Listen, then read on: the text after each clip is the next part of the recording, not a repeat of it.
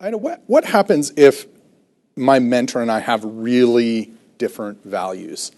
I mean, maybe I signed up with this person because, or maybe I was assigned this person even within my firm because, they're really good at what they do, and I'm really interested in learning the technical skills from them. But honestly, just at core values, we are really different.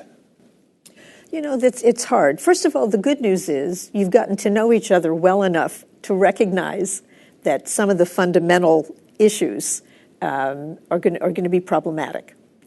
There are many times when people with different values can still work together pretty well.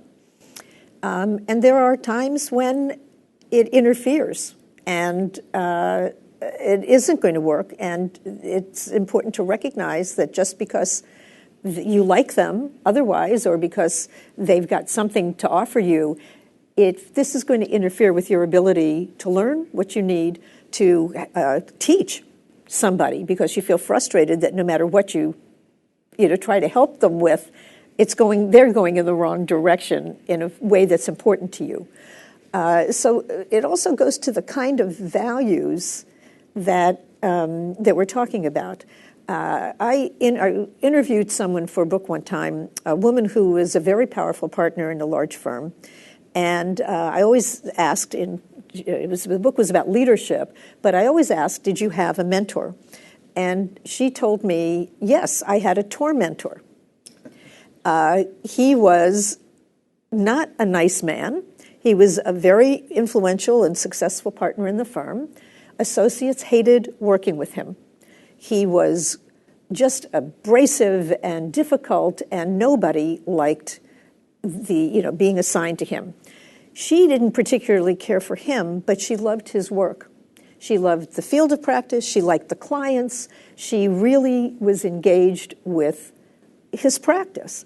So even though they never became close friends, they never socialized, but she learned so much from him. And because she was interested in his clients and his work, that value, the work ethic, the focus on the value she placed on his clients and on client service in general, made him want to support her.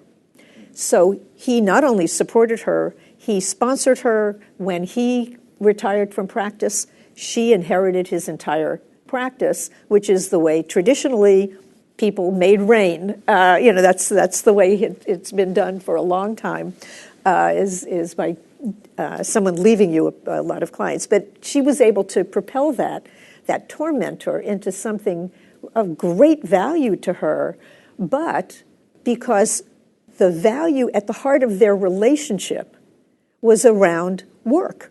It was around client service. It was around the field of law. The professional focus was what was important there. Now, that is something we can work around. We can learn to work around our differences in personality and style and everything else. We can benefit each other. I can push you a little harder to be more assertive and to go out there and push yourself. You can teach me how to be more tolerant of people's differences. So we can learn a lot from each other. When the fundamental values that we're talking about go to more than that, into different, more personal areas, today what we're seeing is so much political polarization. If we are really adamant that our philosophies about the world, the way we see the world, the way we see everything, and those core values are so strong that you may be a brilliant lawyer, but every time I see you, that gets in the way. And I might learn some skills from you, but I'm never going to be as open with you, or I can't say never, I probably won't be as open with you, and we may not get the same degree of benefit from the relationship. So I think it's important to look at what values are we dealing with. Can we work around them? Because the focus of our relationship is such that those other things can stay outside, and we can, just stay clearly, and focus on this one area.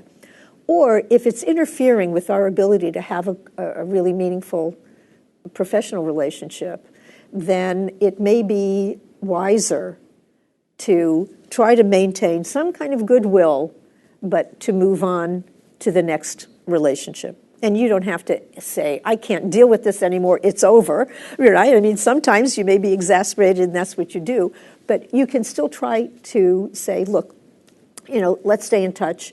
But I think in terms of we want to get out of this relationship, I think it might be better to go to someone else. So in many ways, it's not unlike having a conflict under the rules of professional conduct with a client or a client's cause, that you just simply say, I need to remove myself from this cause because it's so offensive to my core values that I have to leave. But there's a lot of room in between to make that work.